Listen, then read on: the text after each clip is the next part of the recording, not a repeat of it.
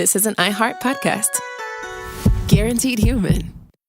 Brought to you by the Spam brand. Some foods or TV shows just instantly take you back to your childhood. Spam Classic is one of those foods. It's so 90s, but also so iconic that the sight of it sizzling just makes your mouth water.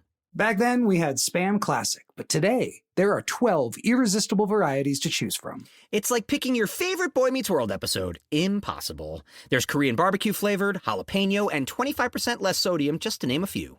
Spam brand. Sizzle pork and Learn more and get sizzling at spam.com. Hey, and welcome to the Short Stuff. I'm Josh, and there's Chuck, and this is Short Stuff. Dave's here. He says hi.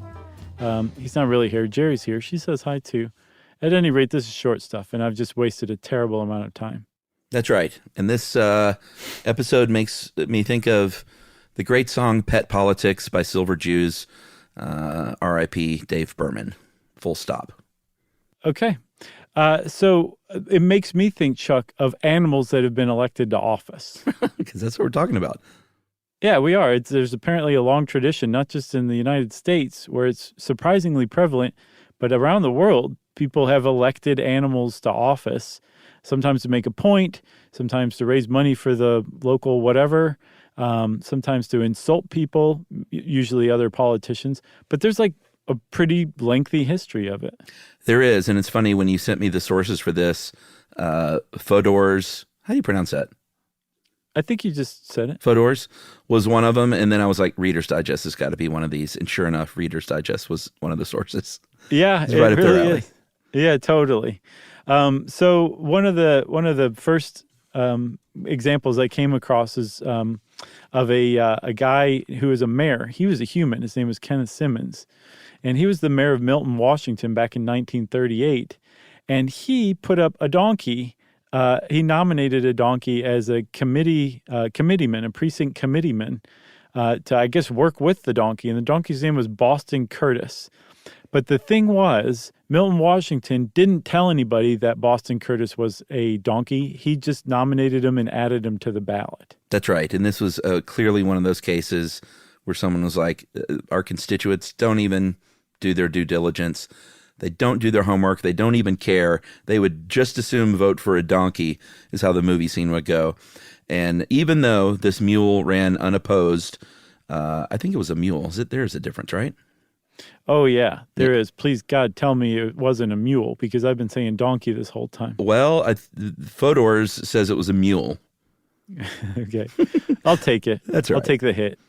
So the mule did run unopposed, but still, I think the point was made that the constituents still did not do their due diligence, because it's not that they didn't think he was going to win, because it was uncontested, but the fact that it got so many votes clearly indicated that no one was doing their homework. Right. Yeah. I mean, even if it is uncontested, if you know it's a donkey, you don't just vote for the donkey. Exactly. Unless it's possible that all those voters were like, yeah, I'm tired. I'm ready for a change. Yeah. So that's a pretty good example. That's an unusual example. More often than not, if an animal is elected to office, it is out and proud as an animal. You know what I mean? Yeah. Like, everyone knows that they're voting for an animal. And it usually takes place in a town that's unincorporated, so there's not an actual official mayoral position. Sure. And then usually they're trying to raise money for that town. Yeah. And it works, too. It's a fun thing. So they will put up, here's an example in Michigan, in Omena, Michigan. They raised $7,000 for their historical society. And this is just a few years ago in 2018, when a cat named Sweet Tart, which I love, great name for a cat. It really is. Won as mayor, and then they just filled up the town's government with other pets. I think there was the vice mayor was a puppy named Pumpkin Anderson Harder. Yeah. Special assistant for fowl affairs was Penny the chicken, and then press secretary was Harvey the goat. I'm sorry, Harley the goat. Right. Not Harvey the goat. That would not have worked out. So Omena, Michigan is actually fairly well known for that. And there's another town that's pretty well known for it called Rabbit Hash, Kentucky. Gross. I'll let that one sink in for a second. Yeah. And in Rabbit Hash, they had a long-standing mayor, a dog named Lucy Liu, who was mayor for 8 years. And then I think Lucy Liu resigned or retired, I guess. Not resigned in disgrace or anything like Richard Nixon. But instead said, I'm going to go, enjoy my retirement. And so Lucy Liu was succeeded by a dog named Bryneth Paltrow. And Bryneth, I found out, ran on a platform, Chuck, of restoring the general store. It's a pretty good platform in a town like Rabbit Hash. And then, quote, to bring the yokels of Rabbit Hash and beyond plenty of peace and love, end quote. I thought the platform you were going to say was that they ran on was cruising together. Right. Man, you just triggered me. Oh, I'm sorry. Thanks. Should we take a break and talk about more of this silliness afterward? I think so. All right, we'll be right back.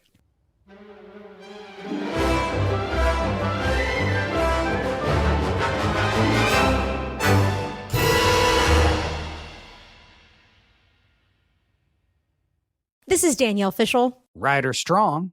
And Will Friedle from Pod Meets World. Let's talk Chewy. Yes. For starters, they've got over 100,000 products. Food, treats, toys, beds. And as a dog and a cat mom, I can go to Chewy for literally anything I need, and it ships fast. And Chewy's customer service is unreal. Day or night, they're ready to help. You know what else I love? They handle prescriptions, pet insurance, telehealth vet visits, and they're rolling out vet clinics across the country. For life with pets, the answer is Chewy. Save $20 on your first order with free shipping at chewpanions.chewy.com/world. Joy is essential, and it's also elusive. You can't order it, you can't borrow it, or simply hope it into life. But now, there's a new and exciting way to start your journey toward a more joyful existence. Joy 101. It's a new podcast hosted by me, Hoda Kotb. Together, guys, we'll have meaningful conversations with the world's most fascinating people. Entertainment legends, sports icons, wellness experts, and everyday people will share how they find, allow, and experience joy. And I'll offer some of my own tips and takes on seeking a more balanced and harmonious life. If you're craving inspiration, support, and useful tools to maximize your joy, tune into these candid, uplifting, and moving on-air chats. Joy after a breakup, joy as an empty nester, joy after a loss, joy as a caretaker. This new podcast will speak to you. Listen to Joy 101 on the iHeartRadio app, Apple Podcasts, or wherever you get your podcasts.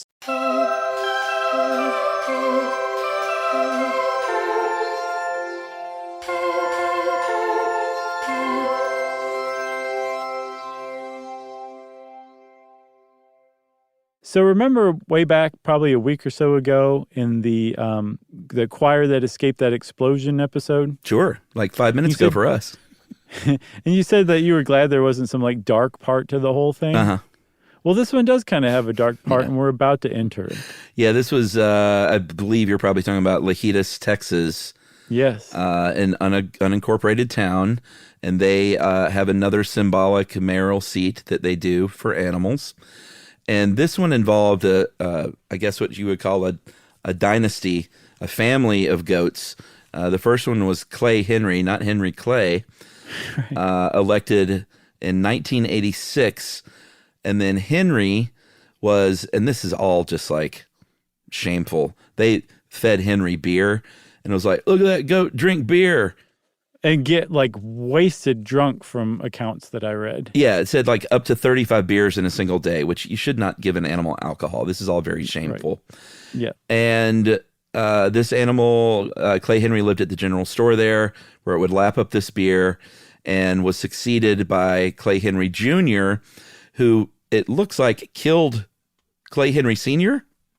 Yes, allegedly they were both drunk and Clay Henry Jr. headbutted Clay Henry Sr. and killed him. Oh, my Lord. And then took over as mayor. Or was appointed mayor, I guess, by the human who runs the general store. By divine right. Right. And then there was a third, too, right?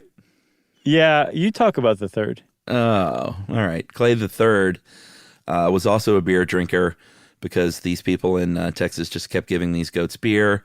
Not just any beer, too. Lone Star beer. Oh, of course it was.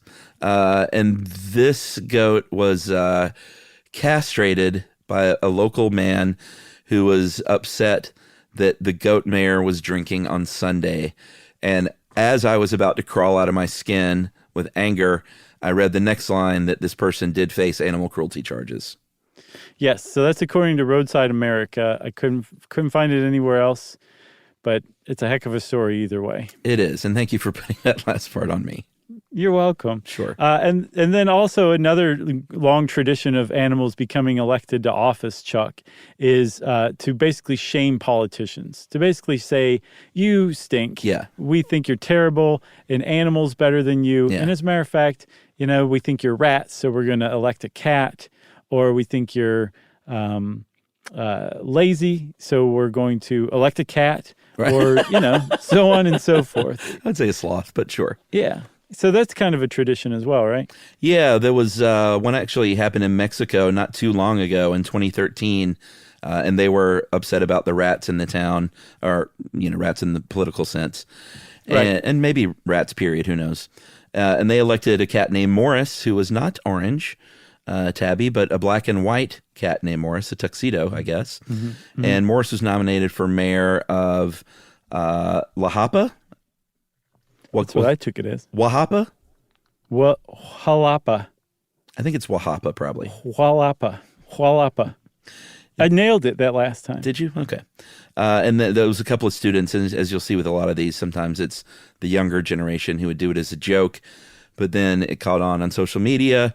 This cat gets about 150,000 likes on Facebook, and then got 7,500 actual votes on Election Day.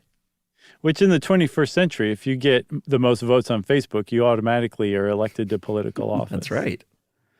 Another cat, this one in Alaska, was elected because he was a write-in, I believe. The town's 900 residents wrote him in, even though there were humans on the ballot, to basically just show their disgust at how bad the human candidates were. Yeah.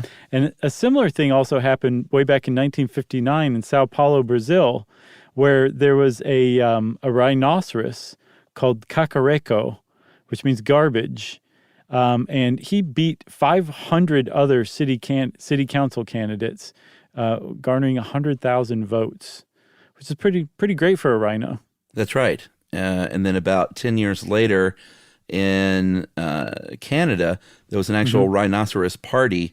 And I don't know, was it literally inspired by the Brazilian rhino? I couldn't tell. Okay. I could not tell. But it's obviously a satirical political party, and the argument that was being made was they're perfect politicians because they are, quote, thick-skinned, slow-moving, not too bright, but can still move fast when in danger, and not the rhino that you hear these days bandied about in American politics. Different kind of thing. What's a rhino these days? R-I-N-O, Republican in name only. Yeah, man. Yeah. I as I was asking, I was like, shut up, Josh, shut up. You know this. That's dumb. There's another legendary one, too, that I had not heard about. But when I started researching, I was like, oh, this is a thing. There was a pig called Pegasus the Immortal that was nominated as president by the Yippies back in the 1968 Democratic Convention.